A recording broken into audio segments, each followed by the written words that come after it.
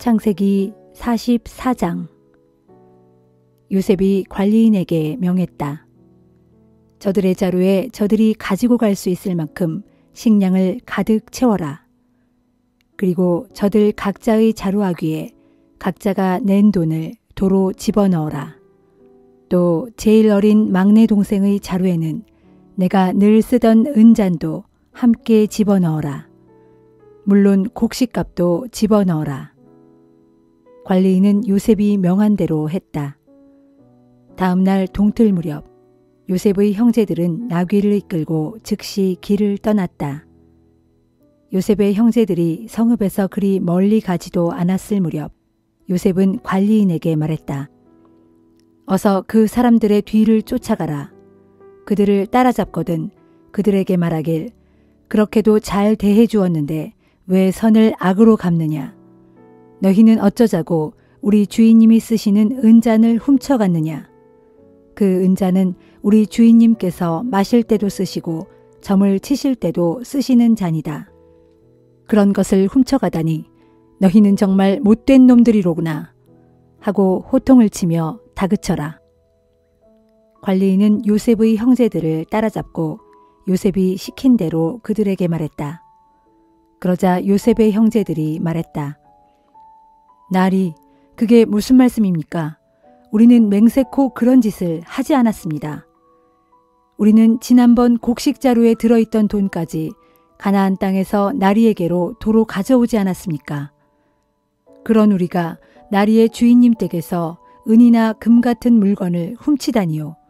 말도 안 됩니다. 만일 우리 중에서 누구라도 은잔을 가진 사람이 있다면 나리께서 그를 죽여도 좋습니다. 우리 또한 나리님의 종이 되겠습니다. 관리인이 말했다. 그렇다면 당신 말대로 합시다. 은잔이 나오면 그 사람만 내 종으로 삼겠소. 다른 사람들이야 죄가 없으니 가둬줬소. 요셉의 형제들은 짊어지고 있던 자루를 내려놓고는 각자 자루를 묶었던 끈을 풀었다. 관리인은 가장 나이 많은 맏아들의 자루부터 가장 나이 어린 막내 동생의 자루까지 샅샅이 뒤지기 시작했다. 그런데 마지막 베냐민의 자루에서 은잔이 나왔다. 형제들은 슬퍼하며 자기들의 옷을 찢고 울었다. 그들은 각자 나귀의 짐을 싣고 성으로 되돌아왔다. 유다와 그의 형제들이 요셉의 집으로 되돌아왔을 때 요셉은 아직 집에 있었다. 그들은 요셉 앞에 엎드려 절했다. 요셉이 형제들을 향해 말했다.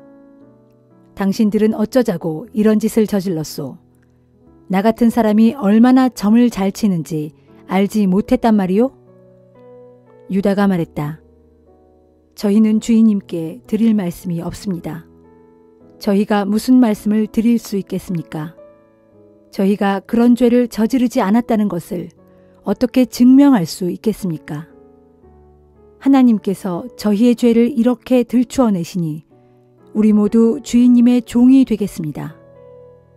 은잔이 나온 막내뿐만 아니라 우리 모두가 주인님의 종이 되겠습니다. 요셉이 말했다. 아니요, 그럴 필요까지 없소. 나는 내 은잔을 가져간 사람만 내 종으로 삼겠소. 다른 사람들은 집으로 돌아가시오. 당신들의 부친에게 걱정을 끼쳐드리지 마시오. 유다가 요셉에게 다가가 애원하였다. 총리 각하, 부탁입니다. 제가 각하께 조용히 드릴 말씀이 있습니다. 제발 노하지 마시고 제 청을 들어주십시오. 총리 각하께서는 파라오와도 같이 높으신 분이 아니십니까? 각하께서는 지난번 저희에게 당신들에게는 아버지나 형제가 계시오? 하고 물으셨습니다. 그때 우리는 각하께 예, 연로하신 아버님이 계시고 그 부친께서 늙음하게 얻은 아이도 하나 있습니다. 그 아이 베냐민에게는 어머니가 같은 친형이 하나 있었지만 그 친형은 죽었습니다. 이제 그 아이의 엄마에게서 난 자식은 그 아이 하나뿐입니다. 그래서 아버님은 그 아이를 몹시 사랑하십니다. 하고 말씀드렸습니다. 그러자 각하께서는 각하의 눈으로 직접 그 아이를 봐야겠다고 하시면서 그 아이를 이리로 데려오라고 말씀하셨습니다. 그래서 우리는 각하께 그 아이는 아버님 곁을 떠날 수 없습니다. 그 아이를 아버님 곁에서 떨어뜨려 놓으신다면 아버님께서는 돌아가시고 말 것입니다. 하고 말씀드렸습니다. 그래도 총리 각하께서는 그 아이를 이리로 데려오지 않는다면 다시는 내 얼굴을 보지 못하게 될 것이요. 하고 엄하게 말씀하셨습니다. 우리는 다시 아버님이 계신 곳으로 돌아갔습니다. 그리고 총리 각하께서 하신 말씀을 전부 아버님께 전해드렸습니다. 얼마 후 아버님께서 저희에게 이집트에 다시 가서 식량을 좀 사오라고 하셨습니다. 우리는 말했습니다. 아버지, 저희는 갈 수 없습니다. 저희가 막내를 데려가지 않고서는 이집트에 갈 수가 없습니다. 막내를 데려가지 않으면 우리는 이집트 총리를 다시 만날 수 없기 때문입니다. 그러자 아버님께서 우리에게 너희도 잘 알다시피 그 아이의 엄마가 낳은 아들은 둘뿐이다. 그런데 그중 한 아이는 이미 내 곁을 떠나고 없다. 나는 그 아이가 틀림없이 들짐승에게 찢겨 죽었다고 생각한다. 집에서 나간 뒤로 그 아이를 보지 못했기 때문이다. 그런데도 너희가 이번에는 하나 남은 이 아이 베냐민마저 데리고 가겠다니 만일 이 아이에게 무슨 일이라도 생긴다면 나는 어쩌라는 말이냐. 백발이 성성한 내가 슬픔을 짊어지고 무덤으로 내려가는 꼴을 너희가 보려고 그러느냐 하고 말씀하셨습니다. 그러니 총리 각하, 우리가 아버님이 계신 고향으로 돌아갈 때 그 아이 베냐민을 데려가지 않는다면 어떻게 되겠습니까? 아버님의 인생은 그 아이가 전부입니다. 그러므로 그 아이가 없다는 것을 아시게 되면 아버님은 충격을 받아 당장이라도 죽고 말 것입니다. 그렇게 되면 우리는 결국 백발이 성성한 아버님에게 큰 슬픔을 안겨드려 그분을 무덤으로 내려보낸 꼴이 되고 맙니다. 저는 아버님께 제가 베냐민을 책임지고 다시 데려오겠습니다. 만일 그렇게 하지 못한다면 제가 그 벌을 죽을 때까지 달게 받겠습니다. 하고 분명히 말씀드렸습니다. 총리 각하님, 제발 부탁입니다. 제가 막내 동생을 대신하여 총리 각하의 종이 되겠습니다. 그러니 총리 각하께서는 제발 이 아이만은 꼭 집으로 돌아가게 해주십시오. 이 아이를 놔두고 어떻게 우리만 아버님께 돌아갈 수 있겠습니까? 저는 아버님께 닥칠 끔찍한 일이 두려워 차마 보지 못하겠습니다.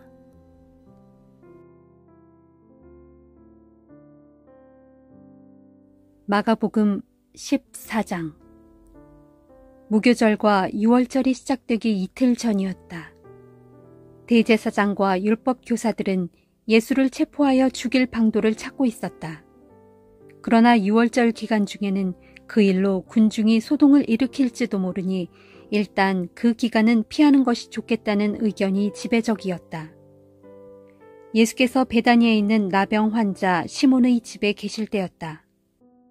예수께서 음식을 잡수시고 계시는데 한 여자가 매우 값진 순전한 나드 향유가 든 옥합을 가지고 와서 깨뜨리더니 그것을 예수의 머리에 부었다. 그러자 예수와 함께 식탁에 앉아있던 몇 사람들이 화를 내며 그 여자를 나무랐다. 어째서 그 비싼 향유를 그렇게 낭비하는가? 이 향유를 내다 팔면 좋기 300데나리온 이상은 받을 수 있을 텐데 그 돈을 가난한 사람들에게 나누어 주었더라면 얼마나 좋았겠는가? 그러자 예수께서 그들에게 말씀하셨다. 가만두시오. 왜 그 여자를 괴롭히는 것이오? 그녀는 내게 아주 갸륵한 일을 한 것이오. 가난한 사람들은 언제나 당신들 주변에 있으니 당신들이 마음만 있으면 어느 때고 그들을 도와줄 수 있어. 그러나 나는 언제까지나 당신들과 함께 있는 것이 아니오. 그러므로 이 여자는 자기가 할 수 있는 최선의 일을 한 것이오. 내 장례를 위하여 미리 내 몸에 향유를 부어준 것이요. 내가 분명히 당신들에게 말하겠소. 온 세상 어디서든지 복음이 전파되는 곳마다 이 여자가 행한 이 갸륵한 일도 함께 전해져서 사람들이 그녀를 길이 기억하게 될 것이요. 그때 12제자 가운데 하나인 가룟 유다가 대제사장들을 찾아가서 예수를 그들에게 넘겨주겠다고 말했다. 그들은 가룟 유다의 이 말을 듣고 무척 기뻐하며 그에게 돈을 주겠다고 약속했다. 그래서 이때부터 가룟 유다는 예수를 넘겨줄 적당한 기회를 엿보기 시작했다. 무교절 첫째 날에는 유월절 양을 잡는 것이 관습이었다. 그래서 제자들이 예수께 물었다. 선생님께서 드실 유월절 음식을 어디에다 차려야 할까요? 예수께서 제자들 가운데 2사람을 예루살렘 성읍으로 보내며 말씀하셨다. 성 안에 들어가면 물동이를 들고 걸어오는 사람을 만날 것이다. 너희는 그 사람을 따라가라. 그 사람이 들어가는 집으로 너희도 따라 들어가서 집주인에게 우리 선생님께서 제자들과 함께 유월절 음식을 먹을 방이 준비되어 있는지 알아보라고 하십니다. 하고 말하라. 그러면 집주인은 이미 자리가 다 마련된 큰 다락방으로 너희를 안내할 것이다. 거기에다 유월절 음식을 준비해 놓도록 하여라. 2 제자가 예루살렘 성읍 안에 들어가 보니 예수께서 일러주신 그대로였다. 그래서 제자들은 거기에다 유월절 음식을 준비하였다. 저녁 때가 되자 예수께서 다른 제자들과 함께 그 집으로 가셨다. 일행이 자리를 잡은 후 식탁에 둘러앉아 음식을 먹고 있을 때 예수께서 제자들에게 말씀하셨다. 내가 분명히 너희에게 말한다. 지금 나와 함께 식사를 하고 있는 너희들 가운데 한 사람이 나를 배신할 것이다. 그 순간 무거운 침묵이 감돌았다. 제자들은 근심에 쌓여 저마다 예수께 물었다. 설마 저는 아니지요? 예수께서 대답하셨다. 너희 12사람 가운데 하나다. 지금 나와 함께 그릇에 손을 담근 자가 바로 그 사람이다.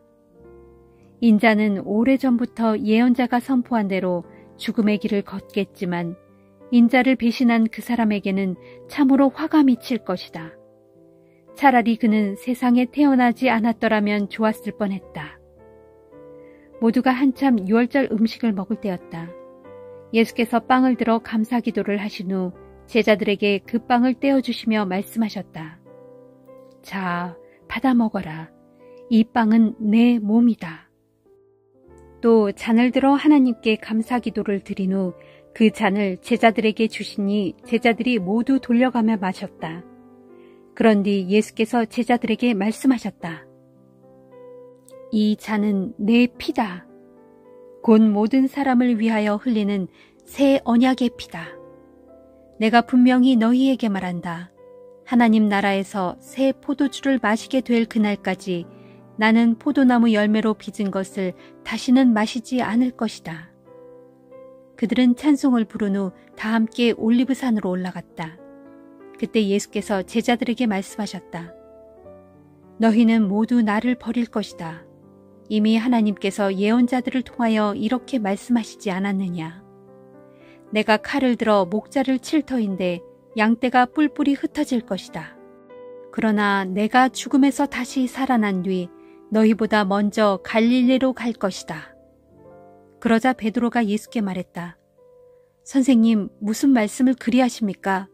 다른 사람들은 다 주님을 버린다고 할지라도 저는 절대로 주님을 버리지 않겠습니다. 예수께서 베드로에게 말씀하셨다. 아니다. 오늘 밤에 닭이 2번 울기 전에 너는 3번이나 나를 모른다고 부인할 것이다. 그러자 베드로가 더욱 힘주어 말했다. 아닙니다. 절대로 그런 일은 없습니다. 비록 주님과 함께 죽는 일이 있더라도 저는 절대로 주님을 모른다고 부인하지 않겠습니다. 다른 제자들도 모두 똑같은 다짐을 했다. 겟세마네라고 하는 동산에 오르자 예수께서 제자들에게 말씀하셨다. 내가 저기 가서 기도하는 동안 너희는 여기 앉아 있어라. 그런 뒤 예수께서는 베드로와 야고보와 요한만을 따로 데리고 올라가셨다. 이때 예수께서 큰 근심과 깊은 번민에 쌓여 말씀하셨다. 내 마음이 너무도 괴로워 죽을 지경이다. 그러니 너희는 여기 머물러 깨어 기도하고 있어라. 예수께서는 홀로 일어나 저만큼 걸어가시더니 땅에 엎드려 기도하셨다. 만일 그럴 수만 있으시다면 이 고난의 시간이 그냥 지나쳐가게 해달라고 간절히 기도하셨다. 예수께서는 이렇게 기도하셨다. 아버지, 나의 아버지여. 아버지께서는 모든 일을 하실 수 있습니다. 그러니 이 잔을 내게서 치워주십시오. 그러나 내 뜻대로 하지 마시옵고 아버지의 뜻대로 하시옵소서. 그런 다음 예수께서 제자들에게로 돌아와 보니 제자들은 쿨쿨 자고 있었다. 예수께서 베드로에게 말씀하셨다. 시몬아, 자고 있느냐? 단 1시간도 깨어서 나와 함께 기도할 수 없단 말이냐? 너희는 깨어 시험에 빠지지 않도록 기도하라. 아, 너희가 마음으로는 원하면서도 육신이 약하구나. 그런 뒤 예수께서는 다시 저만큼 걸어가신 다음 똑같은 말씀으로 다시금 기도하셨다. 그리고 다시 돌아와 보시니 제자들은 여전히 자고 있었다. 너무나 졸려서 그들은 눈을 뜨고 있을 수가 없었던 것이다. 제자들은 예수께 무슨 말을 해야 할지 몰랐다. 예수께서 3번째로 기도하고 돌아오신 후 제자들에게 말씀하셨다. 아직도 자고 있느냐? 그쯤 쉬었으면 되었다. 이제는 때가 되었다. 보라, 인자가 죄인들의 손에 넘겨질 때가 이르렀다. 자, 어서 일어나 가자. 나를 넘겨줄 자가 가까이 와 있다. 예수의 말씀이 채 끝나기도 전에 12제자 가운데 하나인 가룟 유다가 나타났다. 그리고 그와 함께 온 무리들은 손에 칼과 몽둥이를 들고 있었다. 대제사장과 율법교사와 장로들이 보낸 일당이었다. 가룟 유다는 그들에게 내가 껴안고 입맞추는 사람이 바로 예수이므로 실수 없이 그를 붙잡도록 하시오 하고 미리 말해둔 터였다. 가룟 유다는 곧장 예수께 다가가 선생님 하고 부르면서 다정하게 껴안고 입을 맞추었다. 그러자 일당들은 우르르 달려들어 재빨리 예수를 붙잡았다. 그때 예수 곁에 서 있던 사람 가운데 하나가 얼른 칼을 빼어 대제사장의 종을 힘껏 내리쳐서 그의 귀를 베어버렸다. 예수께서 일당들에게 말씀하셨다. 당신들이 칼과 몽둥이를 들고 나를 잡으러 오다니 내가 강도라도 된단 말이오. 내가 날마다 성전 뜰에서 가르칠 때는 왜 나를 잡지 않았소? 하지만 이제 내게 이런 일이 일어나는 것은 성경의 예언이 이루어지기 위한 것이요. 그러는 동안에 예수의 제자들은 모두 예수를 버리고 각기 뿔뿔이 흩어져 어디론가 달아나 버렸다. 그런데 그때 한 청년이 몸에 3배 홑이불만을 두른 채 예수를 뒤따라가고 있었다. 그래서 일당들이 그를 붙잡으려고 하자 그 청년은 홑이불을 던져버리고 알몸으로 재빨리 달아났다. 일당들은 예수를 대제사장의 집으로 끌고 갔다. 그러자 다른 대제사장들과 율법교사들과 장로들이 금방 모여들었다. 베드로는 멀찍이 떨어져서 예수를 뒤따라 대제사장의 집 안뜰까지 들어왔고 거기서 경비병들 틈에 웅크리고 앉아 불을 쬐고 있었다. 대제사장들과 모든 공회의원들이 예수를 죽이기 위해 증거를 찾으려고 애썼지만 아무것도 찾을 수가 없었다. 많은 사람들이 예수에 대해 거짓으로 증언을 해댔지만 서로 일치하지 않았다. 그들 가운데 몇 사람이 자리에서 일어나 이렇게 거짓 증언을 했다. 우리는 저 사람이 사람의 손으로 지은 이 성전을 허물어버리고 사흘 만에 다시 짓겠다라고 말하는 것을 똑똑히 들었습니다. 그러나 그들이 하는 증언들도 서로 들어맞지 않았다. 그러자 대제사장이 그들 앞으로 나와서 예수께 물었다. 그대는 아무 말도 하지 않을 작정인가? 이 사람들이 그대에게 불리한 증언을 하고 있지 않은가? 하지만 예수께서는 입을 다무시고 침묵으로 일관하셨다. 대제사장이 다시 물었다. 그대는 하나님의 아들 그리스도인가? 예수께서 대답하셨다. 그렇소. 내가 바로 그요. 당신들은 인자가 하나님의 오른편에 앉아 있는 것과 하늘 구름을 타고 다시 오는 것을 보게 될 것이요. 그러자 대제사장이 자기 옷을 찢으며 말했다.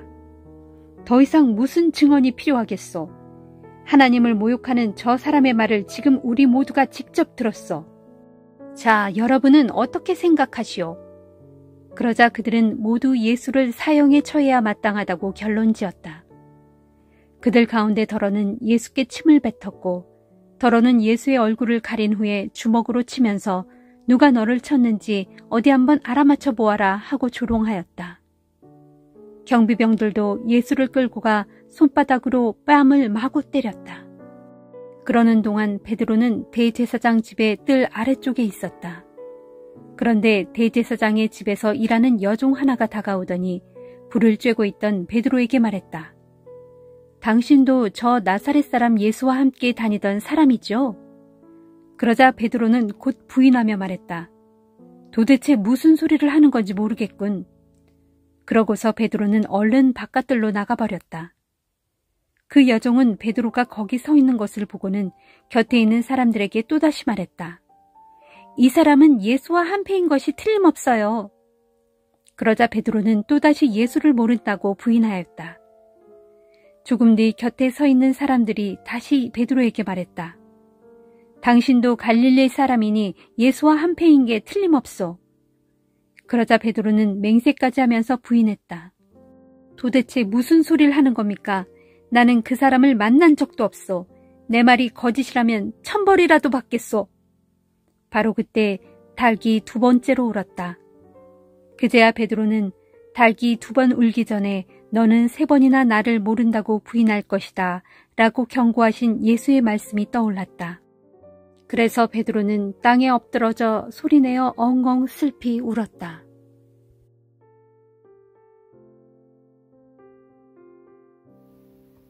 욥기 10장. 산다는 것이 이토록 괴롭고 고통스러우니 내가 내 마음속의 원통함을 털어놓지 않을 수가 없구나.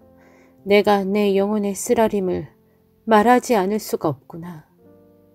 내가 하나님께 아뢰오니 주여 나를 정죄하여 죄인 마냥 다루지 마시고 도대체 무슨 까닭으로 주께서 나같이 하찮은 자와 이리 다투시는지 그 까닭을 말씀해 주소서. 주께서는 주의 손으로 친히 빚어 만드신 이 몸은 이리도 억압하고 멸시하시면서도 악인들의 계획은 저리도 잘되게 하시니 그것이 정녕 옳고 선한 일입니까? 주께서도 육신의 눈을 갖고 계십니까? 사람이 보는 것처럼 주께서도 그렇게 보고 계시는 것입니까? 주께서 사시는 날이 인간이 사는 날처럼 짧은가요? 주께서 살아가실 횟수가 사람이 누리는 횟수처럼 짧단 말인가요? 그래서 그토록 나의 허물을 찾아내려 힘쓰시고 나의 죄악을 들추려 애쓰시는 건가요? 주께서는 내게 죄가 없다는 것을 잘 아시고 또한 주의 손에서 나를 빼낼 사람도 아무도 없다는 것을 잘 아시지 않습니까? 주께서 손수 이 몸을 만드시고 이 몸을 빚으시지 않으셨던가요? 그런데 이제 와서 나를 없애려고 그토록 애쓰시는 겁니까? 주께서는 진흙을 뭉쳐 빚으시듯 이 몸도 친히 뭉쳐 빚으셨다는 사실을 기억하소서. 그런데도 어찌하여 이제 와서 나를 다시 흙으로 되돌리려고 하십니까? 주께서는 이 몸을 젖과 같이 쏟아 부으시어 치즈처럼 엉키게 하셨지요. 그러고서 가죽과 살로 이 몸을 입히시고 뼈와 힘줄로 이 몸을 엮으시지 않으셨습니까? 그렇게 주께서는 이 몸에게 생명을 주시고 은혜를 베푸셨으며 나를 돌보시고 내 영혼을 지켜주셨습니다. 그런데 지금 돌이켜 생각해 보니 주께서는 그러면서도 마음속에 항상 나를 해칠 생각을 품고 계셨던 것 같습니다. 만일 내가 죄를 지으면 주께서는 나를 죄인으로 못 받고는 나의 죄악을 용서하시지 않으실 것입니다. 내가 악하다면 응당 내게 재앙이 임할 것입니다. 하지만 설령 내가 의롭다고 할지라도 나는 주 앞에서 얼굴을 들지 못할 것입니다. 내가 지금 겪고 있는 이 엄청난 고난으로 인해 내 마음이 수치심으로 가득 차 있기 때문입니다. 만일 내가 주 앞에서 머리를 당당하게 쳐든다면 주께서는 사자처럼 내게 달려들어 나를 여지없이 사냥하시겠지요. 그래서 주의 기이한 능력을 다시금 나타내시어 나를 해치시겠지요. 주께서는 내게 불리한 증인들을 번갈아 계속 세우시면서 나를 향한 진노를 한층 더하고 계시니 마치 군대처럼 쉴 새 없이 나를 몰아치시고 계십니다. 그러실 바에야 어찌하여 이 몸을 어머니의 태에서 나오게 하셨습니까? 차라리 어머니의 태에서 죽게 하셨더라면 나 같은 것이 어느 누구의 눈에도 띄지 않았을 것이 아닙니까? 아예 존재하지 않았던 것처럼 여겨졌더라면 더욱 좋았을 것이 아닙니까? 어머니의 태에서 무덤으로 곧장 내려갔더라면 더욱 좋았을 것이 아닙니까? 이제 내 인생의 나날도 얼마 남지 않았습니다. 그렇지 않습니까? 그러니 멈춰 주십시오. 이 몸을 그냥 이대로 내버려 두십시오. 부디 남은 날들만이라도 편히 살게 하소서.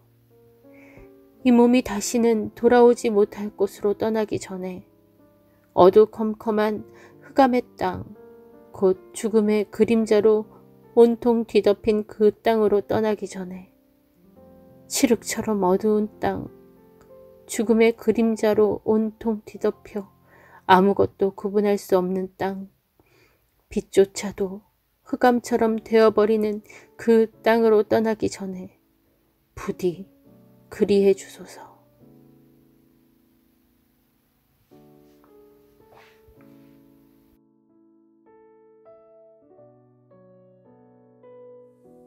로마서 14장. 믿음이 약한 사람이라도 그냥 받아들이고 그들의 생각을 시비거리로 삼지 않도록 하십시오. 어떤 사람들은 무엇이든지 다 먹을 수 있는 믿음을 가졌지만 믿음이 연약한 사람들은 단지 채소만 먹을 수 있습니다. 이때 무엇이든 다 먹는 사람은 그렇지 못한 사람을 업신여기지 말아야 하고 모든 것을 다 먹지 못하는 사람은 무엇이든 먹는 사람을 비난하지 말아야 합니다. 왜냐하면 하나님께서는 그런 사람도 다 받아들이셨기 때문입니다. 여러분이 누구이기에 다른 사람의 종을 이렇다 저렇다 판단할 수 있는 것입니까? 그럴 수 없습니다. 그 종이 서 있든 넘어지든 그것은 그의 주인의 문제입니다. 주께서 그를 서 있게 하신다면 그는 서 있게 될 것입니다. 또 어떤 이들은 특별한 날을 정하여 그 날을 더 중요하게 기리지만 다른 이들은 어느 날이나 다 똑같다고 생각합니다. 이런 문제는 각자가 마음에 정한 대로 결정할 일입니다. 특정한 날을 존중하는 사람도 주님을 위해 그렇게 합니다. 고기를 먹는 사람도 주님을 위해 주님께 감사하면서 먹습니다. 음식을 가리는 사람도 또한 주님께 감사를 드리면서 그렇게 가립니다. 우리 가운데 어느 누구도 자신만을 위하여 사는 사람도 없고 자신만을 위하여 죽는 사람도 없습니다. 우리는 살아도 주님을 위해 살고 죽어도 주님을 위해 죽습니다. 이처럼 살든지 죽든지 우리는 온전히 주님의 것입니다. 바로 이런 이유로 그리스도께서는 죽었다가 다시 살아나셔서 산자와 죽은 자 모두에게 주님이 되었습니다. 그런데 여러분은 어찌하여 여러분의 형제들을 비난합니까? 왜 여러분의 형제를 업신여깁니까? 언젠가 우리 모두는 다 하나님의 심판대 앞에 서게 될 것입니다. 이와 관련해서 성경에 기록되기를 주께서 말씀하신다. 그날에 모든 이들이 내 앞에 무릎을 꿇을 것이고 모든 이들의 혀가 하나님께 자백할 것이다 라고 했습니다. 그렇습니다. 그때가 되면 우리 각자는 하나님 앞에 자기 일을 낱낱이 자백해야 할 것입니다. 그러므로 이제부터는 서로 비난하지 마십시오. 또한 형제가 걸려 넘어지는 일이 없도록 형제 앞에 걸림돌이나 장애물을 놓아두지 마십시오. 내가 주 예수 안에서 알고 확신하는 이것입니다. 즉, 세상의 어떤 음식도 그 자체로 부정한 것이 아니라는 사실입니다. 하지만 어떤 사람이 특정한 음식을 부정하게 여긴다면 그 사람에게는 그 음식이 부정한 것입니다. 여러분이 먹는 음식 문제 때문에 형제의 마음을 아프게 한다면 여러분은 사랑 안에서 살고 있지 않은 것입니다. 먹는 음식 문제로 형제를 망하게 하지 마십시오. 그리스도께서는 그 형제를 위해서도 죽으셨습니다. 그러므로 여러분이 하고 있는 일이 비록 옳은 일이라 할지라도 그것이 도리어 다른 사람에게 비난거리가 되지 않게 하십시오. 분명히 말하지만 하나님의 나라는 먹고 마시는 문제가 아니라 성령 안에서 누리는 의와 평강과 기쁨의 문제이기 때문입니다. 이렇게 그리스도를 섬기는 사람은 누구든지 하나님께 기쁨이 되고 사람에게도 인정을 받습니다. 그러므로 우리는 모쪼록 서로 화목하게 지내고 서로 덕을 세우는 일에 힘씁시다. 다시 강조하지만 음식 문제로 인해 하나님의 일을 그르치지 마십시오. 본래 모든 음식은 다 깨끗합니다. 그러나 어떤 음식을 먹음으로 해서 그 일이 다른 사람을 걸려 넘어지게 하면 그것은 잘못된 일입니다. 형제를 걸려 넘어지게 하는 일이라면 차라리 고기도 먹지 않고 술도 마시지 않는 편이 낫습니다. 그 일이 무엇이든 다른 형제를 걸려 넘어지게 하는 일은 삼가하지 말아야 합니다. 이런 것들에 대해서 여러분이 믿는 바 확신을 하나님 앞에서 고이 지켜나가십시오. 누구든지 스스로 옳다고 생각하는 일을 행하면서 스스로를 정죄하지 않는 사람은 복이 있습니다. 그러나 의심을 품고 무엇을 먹는 사람은 이미 스스로를 정죄한 것입니다. 그 까닭은 그가 믿음에 따라 행한 것이 아니기 때문입니다. 명심하십시오. 믿음에 따라 행하지 않은 것은 다 죄입니다.